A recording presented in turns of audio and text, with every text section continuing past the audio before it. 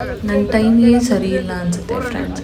ನಾನು ನಮ್ಮ ಅತ್ತೆ ಇಬ್ಬರೂ ಅತ್ತಿಗುಪ್ಪೆಯಲ್ಲಿರೋ ಲಕ್ಷ್ಮೀನಾರಾಯಣ ದೇವಸ್ಥಾನಕ್ಕೆ ಹೋಗಿದ್ವಿ. ಅಲ್ಲಿ ಜಾತ್ರೆ ನಡೀತಾ ಇದೆ ಅಂತ ಹೋಗಿದ್ವಿ. ಅಲ್ಲಿ ರಥ ಎಳಿತಾರೆ ಅಂತ ಅಂದ್ಬಿಟ್ಟು ಬಾಳೆಹಣ್ಣು ಹಾಕೋಣ ಅಂತ ಅಂದ್ಬಿಟ್ಟು ಹೋದ್ವಿ. ಬಟ್ ದುರಾದೃಷ್ಟ ನೋಡಿ, ರಥನ ಅವರು ಸೋಮವಾರನೇ ಎಳ್ದಿದ್ರು, ನಾವು ಬುಧವಾರ ಎಳಿಯೋದು ಅಂತ ಅಂದ್ಕೊಂಡು ಬುಧವಾರ ಹೋದ್ರಿ. ಏನು ಮಾಡೋಕ್ಕಾಗಲ್ಲ, ನಮ್ಮ ಟೈಮ್ ಸರಿ ಇಲ್ಲ. ಆದರೆ ಅಟ್ಲೀಸ್ಟ್ ದೇವ್ರ ದರ್ಶನ ಚೆನ್ನಾಗಾಯ್ತಲ್ಲ ಅಂತ ಖುಷಿ ಪಡಬೇಕು. ನಾವು ಬೆಳಗ್ಗೆನೇ ಎದ್ದು ಎಲ್ಲ ರೆಡಿಯಾಗಿ ಮನೆ ಕ್ಲೀನ್ ಮಾಡಿ ಮನೇಲಿ ಪೂಜೆ ಮುಗಿಸ್ಕೊಂಡು ದೇವಸ್ಥಾನಕ್ಕೆ ಹೋಗೋ ಅಷ್ಟರಲ್ಲಿ 5 ಗಂಟೆ ಆಗಿತ್ತು. ನಮ್ಮ ಮನೆಯಿಂದ ಹತ್ರನೇ ಅಂತ ಅಂದ್ಬಿಟ್ಟು ನಾವು ಅಲ್ಲಿಗೆ ಆಟೋ ಮಾಡ್ಕೊಂಡೇ ಹೋದ್ವಿ. ನೋಡ್ತಾ ಇದ್ದೀರಲ್ಲ ಎಷ್ಟು ಟ್ರಾಫಿಕ್ ಇತ್ತು ಅಂತ ಅಂದ್ಬಿಟ್ಟು. ನನ್ನ ಮಗಳನ್ನ ಆಟೋಲಿ ಒಂದು 3-4 ಸತಿ ಕರ್ಕೊಂಡು ಹೋಗಿದ್ದೀನಿ ಅಷ್ಟೇನೆ. ಸೊ ಅವಳನ್ನ ಸ್ವಲ್ಪ ಕಂಟ್ರೋಲ್ ಮಾಡೋದು ಆಟೋಲಿ ಕಷ್ಟನೇ ಆಗಿತ್ತು. ನಾವು ಬರೋ ಅಷ್ಟರಲ್ಲಿ ನಾನು ಹೇಳ್ದಂಗೆ ಫಸ್ಟೇನೆ ಆಲ್ಮೋಸ್ಟ್ ಜಾತ್ರೆ ಎಲ್ಲ ಮುಗ್ದೋಗಿತ್ತು. ಸ್ವಲ್ಪ ಸ್ಟಾಲ್ಗಳೆಲ್ಲ ಇತ್ತು. ಏನೋ ಮನಸ್ಸಿಗೆ ಫುಲ್ಲು ಖುಷಿ ಆಗಲಿಲ್ಲ ಅಂತಂದರೂ ಇದ್ದಿದ್ರಲ್ಲೇ ಏನೋ ಒಂಥರ ನೆಮ್ಮದಿ ಕಾಣಬೇಕು ಅಂತಾರಲ್ಲ, ಆ ಥರ ಆಯಿತು ಅಂತ ಹೇಳಿದ್ರೆ ತಪ್ಪಾಗಲ್ಲ. ನಾವು ಬಂದ್ವಿ ಅತ್ತಿಗುಪ್ಪೆಗೆ. ಅತ್ತಿಗುಪ್ಪೆ ತುಂಬ ಫೇಮಸ್ ಆದಂಥ ಲಕ್ಷ್ಮೀನಾರಾಯಣ ಸ್ವಾಮಿ ದೇವಸ್ಥಾನ ಇರುತ್ತೆ. ಪ್ರತಿ ವರ್ಷವೂ ಇಲ್ಲಿ ಉತ್ಸವ ನಡೀತಾ ಇರುತ್ತೆ. ರಥ ಎಳಿತಾರೆ, ರಥ ಎಳೆದ್ಬಿಟ್ಟು ಅಲ್ಲಿ ಪೂಜೆ ಎಲ್ಲ ಮಾಡ್ತಾರೆ. 6 ದಿನದ ಪೂಜೆ, 6 ದಿನದ ಜಾತ್ರೆ ಇದು. ನಾವು ಬಂದಿದ್ದು 3ನೇ ದಿನ. ಗ್ರಹಣ ಇದೆ ಅಂತ ಅಂದ್ಬಿಟ್ಟು ನಾವು ಮಂಗಳವಾರ ಮಾಡಿರಲ್ಲ, ಬುಧವಾರ ಮಾಡ್ತಾರೆ ಅಂತ ಅಂದ್ಕೊಂಡು ತಪ್ಪು ಪರಿಕಲ್ಪನೆ ಮಾಡಿಕೊಂಡು ನಾವು ಬುಧವಾರ ಬಂದ್ವಿ. ಸೊ ಅದರಿಂದ ನಮಗೆ ರಥ ಇದು ಮಾಡೋ ಆಪರ್ಚುನಿಟಿ ಸಿಗಲಿಲ್ಲ. ಆದರೂ ಪರವಾಗಿಲ್ಲ, ದೇವಸ್ಥಾನದ ಒಳಗಡೆ ಬಂದು ನಿಂತ್ಕೊಂಡು ದೇವ್ರನ್ನ ನೋಡ್ತಾ ಇದ್ದರೆ ನಮಗಾಗಿದ್ದ ಬೇಜಾರೆಲ್ಲ ಕಳೆದೋಯ್ತು. ಎಷ್ಟು ಚೆನ್ನಾಗಿದ್ದಾರೆ ನೋಡಿ ದೇವರು, ಲಕ್ಷ್ಮೀ ನರಸಿಂಹಸ್ವಾಮಿ. ತುಂಬ ಖುಷಿಯಾಯಿತು ದೇವ್ರನ್ನ ನೋಡಿ. ಅಲ್ಲಿಂದ ಬಂದ್ವಿ. ಈ ಥರ ಎಲ್ಲ ಅಲಂಕಾರ ಮಾಡಿದರು, ಕೃಷ್ಣ, ಆಂಜನೇಯ, ಗರುಡಂಗೆ. ತುಂಬ ಚೆನ್ನಾಗಿತ್ತು. ಫೋಟೋಸ್ ಅಥವಾ ವೀಡಿಯೋಸಲ್ಲಿ ಜಸ್ಟಿಸ್ ಮಾಡಲ್ಲ ಅಂತಲೇ ಹೇಳ್ತೀನಿ ನಾನು. ಲೈವಾಗಿ ನೋಡೋ ಒಂದು ಏನು ಹೇಳ್ತಾರೆ, ಒಂದು ಫೀಲೇ ಬೇರೆ, ಫೋಟೋಸಲ್ಲಿ ನೋಡೋದೇ ಬೇರೆ. ನನಗೆ ತುಂಬ ದೇವಸ್ಥಾನಗಳಿಗೆ ಹೋಗಬೇಕು ಅಂತ ತುಂಬ ಇಷ್ಟ ಆಗುತ್ತೆ. ಯಾವಾಗ ಆಗುತ್ತೋ ನಾನು ಎಲ್ಲ ಕಡೆನೂ ಹೋಗ್ತಾ ಇರ್ತೀನಿ. ಇದು 2ನೇ ಸತಿ ನಾನು ಈ ದೇವಸ್ಥಾನಕ್ಕೆ ಬಂದಿರೋದು.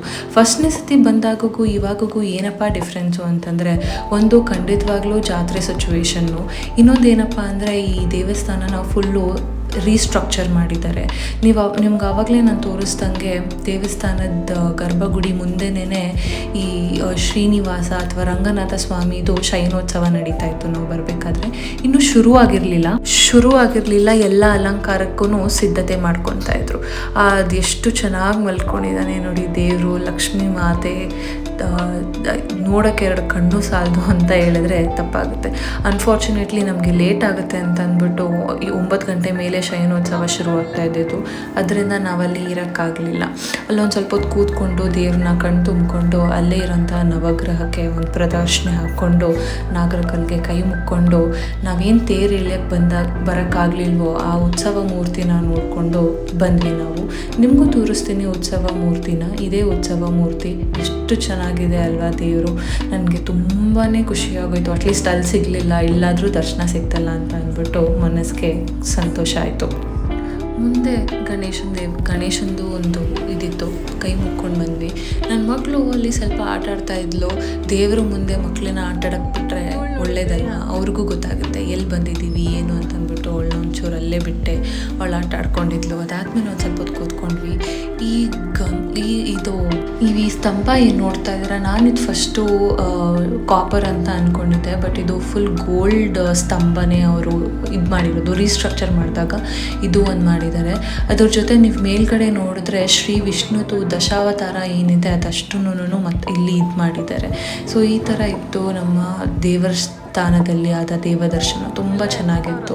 ಅಲ್ಲಿಂದ ನಾವು ಹೊರಗಡೆ ಬಂದ್ವಿ. ಜಾತ್ರೆ ಅಂತ ಅಂದ್ರೇ ಈ ಥರ ಅಂಗಡಿಗಳೆಲ್ಲ ಹಾಕ್ಕೊಂಡಿರ್ತಾರೆ. ಇದನ್ನು ನೋಡೋಕ್ಕೆ, ಇಲ್ಲಿ ತೊಗೊಳಕ್ಕೆ ಹೋಗೋಕ್ಕೆ ಒಂಥರ ಖುಷಿ. ನಾವು ಹೋದ್ವಿ, ಒಂದು ಸ್ವಲ್ಪ ಶಾಪಿಂಗ್ ಮಾಡಿದ್ವಿ. ನೀವು ನೋಡ್ತಾ ಇದ್ದೀರಾ, ಪಿಂಗಾಣಿದೊಂದು ನಮ್ಮ ಮಗಳಿಗೆ ಮೊಸರು ಹಾಕೋದಕ್ಕೆ ಅಂತ ಬೇಕಾಗಿತ್ತು. ಸೊ ಅಲ್ಲಿ ಸಿಕ್ತು, ತೊಗೊಂಡ್ವಿ. ಅದಾದಮೇಲೆ ಹೆಣ್ಮಕ್ಳು ಐಟಮ್ ಸ್ವಲ್ಪ ಇತ್ತು, ನೋಡಿದ್ವಿ. ಸ್ವಲ್ಪ ಇಷ್ಟ ಆಯಿತು, ಹಂಗೆ ಹಿಂಗೆ ಇತ್ತು.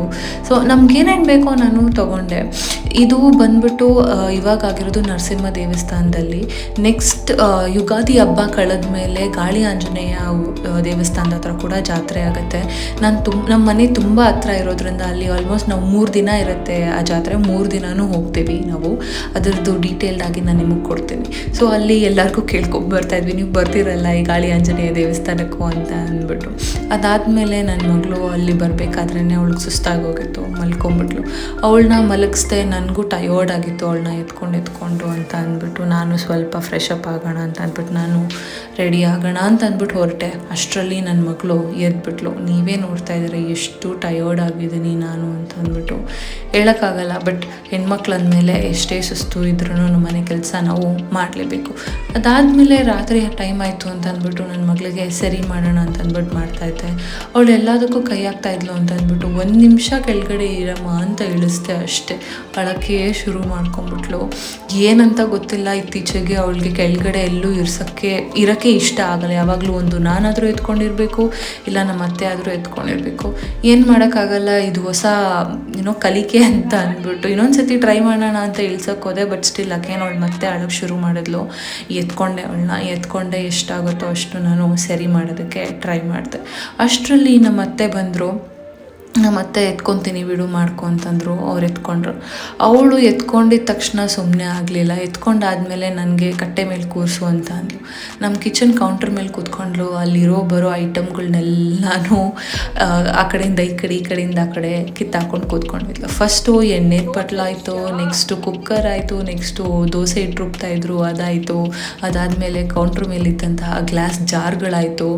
ಈ ಥರ ಮಕ್ಕಳು ಇರೋ ಮನೆ ಚಂದ, ಮಕ್ಕಳು ಆಡೋ ತುಂಟಾಟ ಚಂದ ಅಂತಾರಲ್ಲ, ಅದೇ ಥರ ಈ ಫೇಸ್ ಆಫ್ ಲೈಫ್ನ ನಾನು ತುಂಬ ಎಂಜಾಯ್ ಮಾಡ್ತಾಯಿದ್ದೀನಿ. ಅದೇ ಥರ ತುಂಬ ಟಯರ್ಡ್ ಕೂಡ ಆಗ್ಬಿಡ್ತೀನಿ ಒಂದೊಂದು ಸತಿ. ಇದಿನ್ನೊಂದು ಫಿಲ್ಟ್ರ್ ಹತ್ರ ಎಷ್ಟು ಸತಿ ನಾವು ಈ ಫಿಲ್ಟ್ರಲ್ಲಿ ಒಂದು ಆಪ್ಷನ್ ಇದೆ ಅಂತಲೇ ಮರ್ತೋಗ್ಬಿಟ್ಟಿದ್ವಿ.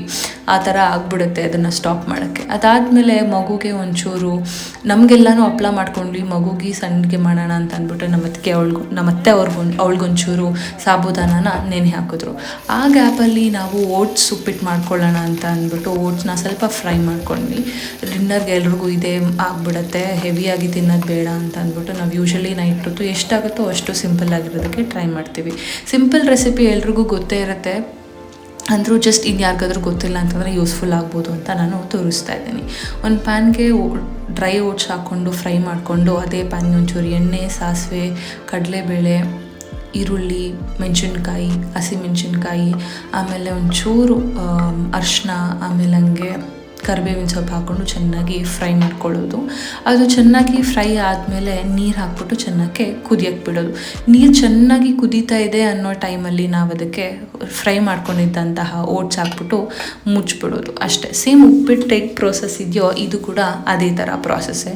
ಈ ಓಟ್ಸ್ ಕುದ್ದಾದ್ಮೇಲೆ ಕುದೀತಾ ಇದೆ ಅನ್ನೋ ಟೈಮಲ್ಲಿ ಒಂಚೂರು ಕೊತ್ತಂಬರಿ ಮತ್ತು ತುರಿದಂತಹ ಕೊಬ್ಬರಿ ಇಲ್ಲಾಂತಂದರೆ ತೆಂಗಿನಕಾಯಿ ಹಾಕ್ಕೊಂಡ್ರೆ ಅದನ್ನು ರೆಡಿಯಾಗಿ ಹೋಗುತ್ತೆ. ಒಂದು 5 ನಿಮಿಷ ಚೆನ್ನಾಗಿ ಕುದೀಲಿ ಅಂತ ಅಂದ್ಬಿಟ್ಟು ನಾನು ಇಲ್ಲಿ ಲಿಡ್ನ ಕ್ಲೋಸ್ ಮಾಡ್ತಾಯಿದ್ದೀನಿ.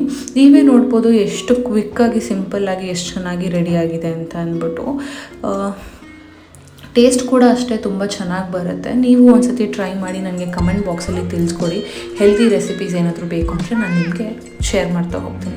ಆಯಿತು ಅಂತ ಅಂದ್ಬಿಟ್ಟು ಓಟ್ಸ್ನ ಮತ್ತೆ ತಿನ್ಕೊಂಡ್ರು. ನನಗೆ ಓಟ್ಸ್ ಅಷ್ಟು ಇಷ್ಟ ಆಗಲ್ಲ ನೈಟ್ ಹೊತ್ತು ತಿನ್ನೋಕ್ಕೆ ಅಂತ ನಾನು ಅನ್ನ ಸಾಂಬಾರು ಹಾಕ್ಕೊಂಡು ಕೂತ್ಕೊಂಡೆ. ಯಾರೆಲ್ಲ ರಿಲೇಟ್ ಮಾಡ್ತೀರಾ? ತಂದೆ ಊಟ ಮಾಡಬೇಕಾದ್ರೆ ಮಕ್ಕಳು ಸೈಲೆಂಟಾಗಿ ಅವ್ರಿಗೆ ಸಪೋರ್ಟ್ ಮಾಡ್ಕೊಂಡಿರ್ತಾರೆ. ಬಟ್ ತಾಯಿ ಊಟ ಮಾಡಬೇಕಾದ್ರೆ ನಮ್ಮ ಪ್ಲೇಟಿಗೆ ಕೈ ಹಾಕೋದು, ನಮ್ಮ ಬಾಯಿಗೆ ಕೈ ಹಾಕೋದು. ನನ್ನ ಮಗಳು ಅಷ್ಟೇ, ಯಾರಿಗಿಂತ ಏನು ಡಿಫ್ರೆಂಟ್ ಇಲ್ಲ. ಅವಳು ಯಾವಾಗಲೂ ಎವ್ರಿ ಟೈಮ್ ನಾನು ಊಟ ಕೂತ್ಕೊಂಡಾಗಲೇ ಈ ಥರ ಮಾಡೋದು. ಆಯಿತು, ಇನ್ನೊಂದು ಸ್ವಲ್ಪ ಹೊತ್ತು ಆಟ ಆಡ್ಸೋಣ ಮಗುನ ಅಂತ ಅಂದ್ಬಿಟ್ಟು ನಾವು ಕೂತ್ಕೊಂಡ್ವಿ. ನೀವೇ ನೋಡ್ತಾ ಇದ್ದೀರಲ್ಲ, ಅವಳಿಗೆ ಕೈಗೆ ಏನೇ ಗ್ಯಾಜೆಟ್ ಸಿಕ್ಕೋದು, ಫೋನ್ ಆಗಲಿ, ರಿಮೋಟ್ ಆಗಲಿ, ಕ್ಯಾಲ್ಕ್ಯುಲೇಟರ್ ಆಗಲಿ ಎತ್ಕೊಂಡು ಅಪ್ಪ ಪಪ್ಪ ಪಪ್ಪ ಅಂತ ಇರ್ತಾಳೆ. ಅವಳು ಮಾತಾಡಿದ್ರೆ ಸಾಕಾಗಲ್ಲ, ನಾವೂ ಮಾತಾಡಬೇಕು. ಪಪ್ಪ ಬಾ, ಪಪ್ಪ ಬಾ, ಇಷ್ಟೇ ಹೇಳ್ತಾ ಇರೋದು ಅವಳು. ಸೊ ಎಸ್, ಇದಾಗಿತ್ತು ಅವಳ ಡೇ. ಅದಾದಮೇಲೆ ನಾವು ರೂಮಿಗೆ ಬಂದ್ವಿ ಮಲಗಿಸೋಣ ಅಂತ ಅಂದ್ಬಿಟ್ಟು. ಯೂಶಲಿ ನಾನು ನೈಟ್ ರೊಟೀನ್ ಫಾಲೋ ಮಾಡ್ತೀನಿ ಅವಳದು. ಲೈಟ್ಸ್ ಎಲ್ಲ ಆಫ್ ಮಾಡಿಬಿಟ್ಟು ಬೆಡ್ ಲೈಟ್ ಮಾತ್ರ ಆನ್ ಮಾಡಿಟ್ಟಿರ್ತೀನಿ, ಅವಳಿಗೆ ನಿದ್ದೆ ಬೇಗ ಬರುತ್ತೆ ಅಂತ ಅಂದ್ಬಿಟ್ಟು. ಆಮೇಲೆ ಅವ್ರ ತಂದೆ ಬಂದರು. ಅವ್ರ ತಂದೆ ಜೊತೆ ಸ್ವಲ್ಪ ಆಟ ಆಡ್ಕೊಂಡಿದ್ಲು. ಅದಾದಮೇಲೆ ಅವ್ರು ಊಟ ಮಾಡ್ತಾಯಿದ್ಲು. ನನಗೂ ವಾ ಅಂತಂದ್ಲು ಅಂತ ಅವಳಿಗೆ ತಿನ್ನಿಸ್ತಾ ಇದ್ದಾರೆ. ನೋಡಿ, ನಾನು ತಿನ್ನಬೇಕಾದ್ರೆ ಎಷ್ಟು ಕಾಟ ಕೊಟ್ಟಳು, ಅವರಪ್ಪ ತಿನ್ನಬೇಕಾದ್ರೆ ಮಾತ್ರ ಎಷ್ಟು ಸೈಲೆಂಟ್ ಆಗಿದ್ದಾರೆ. ಒಂದು ಸತಿ ಅವರಪ್ಪ ಬೇಡ ಅಂದರೆ ಸಾಕು, ಸೈಲೆಂಟ್ ಆಗಿಬಿಡ್ತಾಳೆ. ನಿಮ್ಮ ಮನೇಲೂ ಇದೇ ಥರನೇ ನನಗೆ ಕಮೆಂಟ್ ಬಾಕ್ಸಲ್ಲಿ ತಿಳಿಸ್ಕೊಡಿ. ಇದಾಗಿತ್ತು ನನ್ನ ಡೇ. ನಿಮ್ಗೆ ಇಷ್ಟ ಆಗಿದ್ರೆ ಲೈಕ್ ಮಾಡಿ, ಶೇರ್ ಮಾಡಿ, ಸಬ್ಸ್ಕ್ರೈಬ್ ಮಾಡಿ. ಬಾಯ್ ಬಾಯ್.